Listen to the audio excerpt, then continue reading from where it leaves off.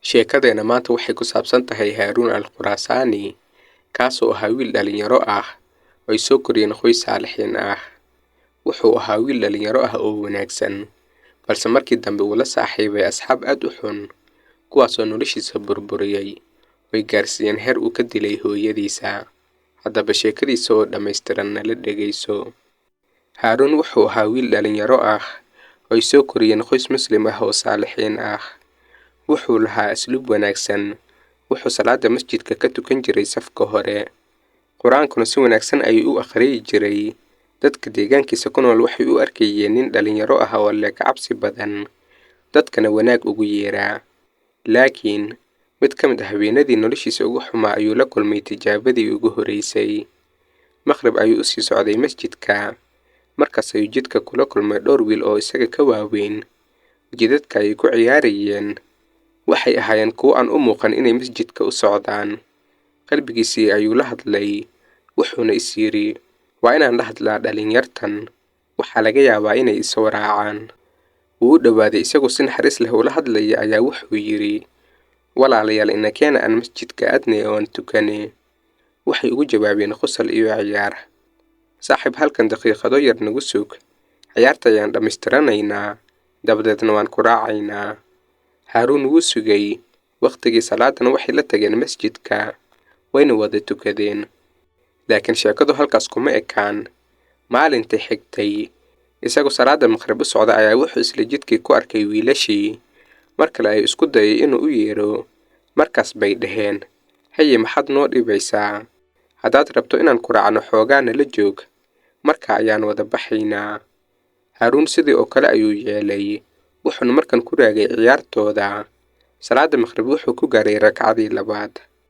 Maalintii saddexaad markuu u tagay, waxay dhaheen saaxiib, anaga ayaaba badan oo jamaaco ah ee nagu tuji halkan.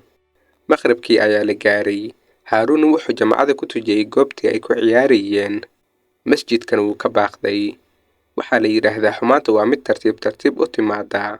Qofkuna ma ogaan doona ilaa meesha u dambaysa uu ka gaaro. Haaruun wuxuu noqday saaxiibkooda. Wuxuu marba in yar uga sii habsaami jiray masjidka. Ugu dambayna wuxuu daayay inuu masjidka aado. Aabihii ayaa markii dambe canaantay oo yiri masjidka waa ina aadaa mar walba. Maalmo ayuu masjidkii ku tukanayay oo asxaabtiisa ka haray. Asxaabtiisa waxay bilaabeen inay isweydiiyaan meesha uu maray. Maalmo kadib waxaa geeriyooday Haaruun aabihiisa. Wuxuuna ku soo noqday asxaabtiisa.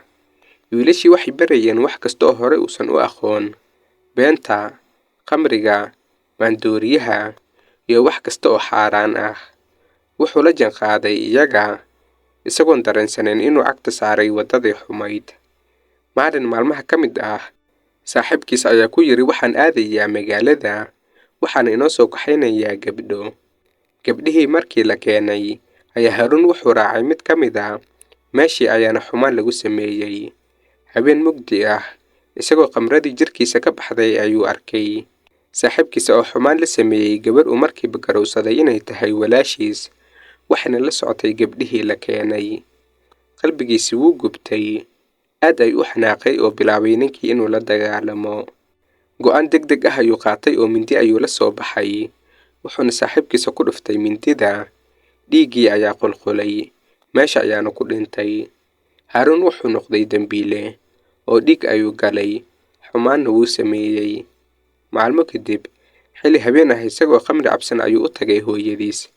Hooyadii markay aragtay isagoo miir la'aan ah, ayay la dhacday ul yar oo ay gacanta ku haysay.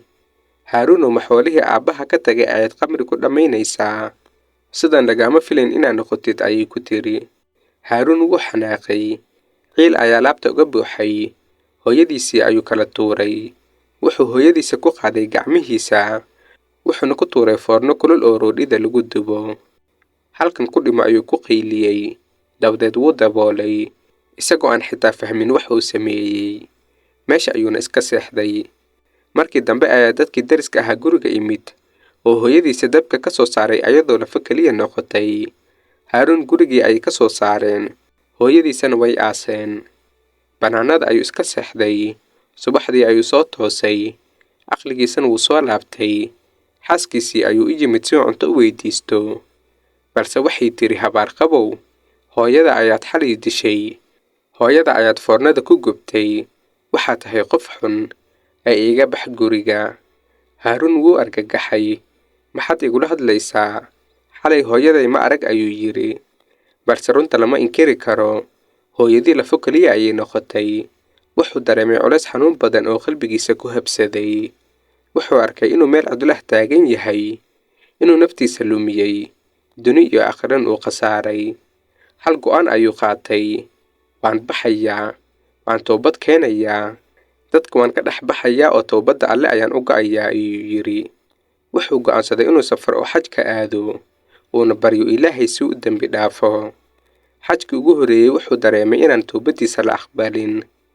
Midkii labaadna sidaas oo kale. 39 jeer ayuu xajiyey, laakiin ma dareemin inuu Ilaahay u dembi dhaafay. Markuu mar 4aad yimid buurta Carafa, ayaa imaamkii weynaa ee Maalik ibnu Diinaar xajkii imid. Markuu xajka yimid iyadoo Carafa la taagan yahay buu Ilaahay aad u bariyay. Imaam Maalik markuu saxday ayuu wuxuu ku riyooday isagoo lagu leh dadka inta isugu imaaday oo halkan taagan dhan Ilaahay wuu u dembi dhaafay, markii laga reebo hal qof mooye. Markaa buu intuu naxay oo booday ayuu yidhi Ilaahow qofka ha iga dhigin. Markaa buu haddana bilaabay inuu cibaadaysto oo quraan akhristo, ilaa uu ka daalay oo mar kale seexday. Markaa baa haddana riyada dhexdeeda waxaa lagu yidhi markii laga reebo Haaruun al-Khuraasaani inta kale Rabbi wuu u dembi dhaafay. Waa maalinta weyn Ilaahay ducada aadanaha oo dhan aqbalo. Intuu soo kacay ayuu bilaabay inuu raadiyo Haaruun al-Khuraasaani. Wuu raadiyey oo dadkii ayuu ku yidhi reer al-Khuraasaani kuwooda xajka imid halkay joogaan. Marka ayaa loo tilmaamay halkay degganaayeen. Wuu u tagay oo dadkii ayuu ku yidhi walaalayaal Haaruun al-Khuraasaani i tusa. Markaa bay ku dhaheen Haaruun al-Khuraasaani waa ninka waayeelka ah ee cibaadaysanaya ee oynaya oo salaada ku jira. Marka ayuu u tagay Haaruun al-Khuraasaani oo ag fadhiistay. Markuu salaada ka baxay ayuu salaamay. Haaruun al-Khuraasaani ayaa yidhi, ma Maalik ibnu Diinaar ayaa tahay? Maalik ayaa yidhi haa. Xaaladda ayuu ka wareystay oo ku yidhi maxaad doonaysay?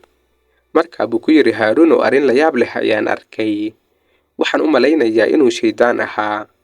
Ninkaaga alle ka cabsiga badan ee sheekha ah intaan ku riyooday ayaa laygu dhahay Haaruun al-Khuraasaani mooye inta kale Ilaahay wuu u dembi dhaafay. Ee ka waran. Marka ayuu intuu eegay ku yidhi waa nasiib daro aan qabo oo 39 jeer ayaan Carafa imid.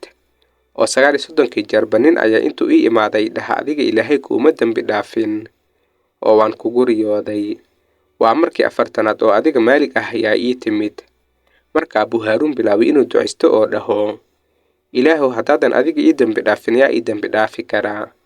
Wuxuu bilaabay inuu aad u ducaysto oo aad u ilmeeyo. Ilaahayow gafkaasi wuu iga dhacay oo jahli iyo cilmi la'aan ayaa ii geysay ayuu yidhi. Ilaahayow hooyaday waxaan ku sameeyey ma ogeyn, laakiin xaqiiqda ayaa ah inaan aniga dilay ee ii dembi dhaaf. Maalik ibnu Diinaar markuu ka soo tagay Haaruun al-Khuraasaani oo habeenu ka soo wareegatay ayuu haddana ku riyooday riyo kale. Markan waxaa lagu dhahay Haaruun al-Khuraasaani Ilaahay wuu u dembi dhaafay. Qisadan waa qiso murugo iyo cibro badan. Waxay si qoto dheer u muujinaysaa sida qofku ugu dhici karo dhabaha xumaanta si tartiib tartiib ah, isagoo ka bilaabaya wax fudud sida ciyaar lagu mashquulo. Waxay kaloo tilmaamaysaa sida asxaabta xun ay noloshaada u burburin karto. Qisadu waxay xambaarsan tahay rajo. Xitaa qof galay dembi weyn, hadduu Ilaahay si dhab ah ugu toobad keeno, wuu ka aqbalayaa. Haaruun al-Khuraasaani wuxuu soo laabtay Ilaahay 39 jeer, haddana lagama aqbalin. Balse markii 4aad ayaa laga aqbalay. Waa sheeko murugo leh, balse leh fariin toosin iyo waano ah. Waxaa laga baran karaa dhowr cashar. Xumaantu waa mid tartiib tartiib ah. Maalintii koowaad Haaruun wuxuu ahaa wiil wanaagsan, laakiin marba talaabo ayuu u sii qaaday dhanka xumaanta ilaa uu heer ka gaaray inuu hooyadiisa dilo. Toobadu albaabkeeda mar walba wuu furan yahay. Xitaa qofka dembi weyn galay, hadduu dhab ahaan u toobad keeno, Ilaahay wuu ka aqbalayaa. Naxariista Ilaahay way weyn tahay. Haaruun xitaa markuu dembi weyn galay, Ilaahay kama quusan. Ugu dambayna wuu u dembi dhaafay. Asxaabta qaaliga ah haddaad nagu cusub tahay nagu soo biir. Muuqaalka haddaad ka heshayna like noo saar. Waad ku mahadsan tahay daawashadaada. Ramadaan mubaarak.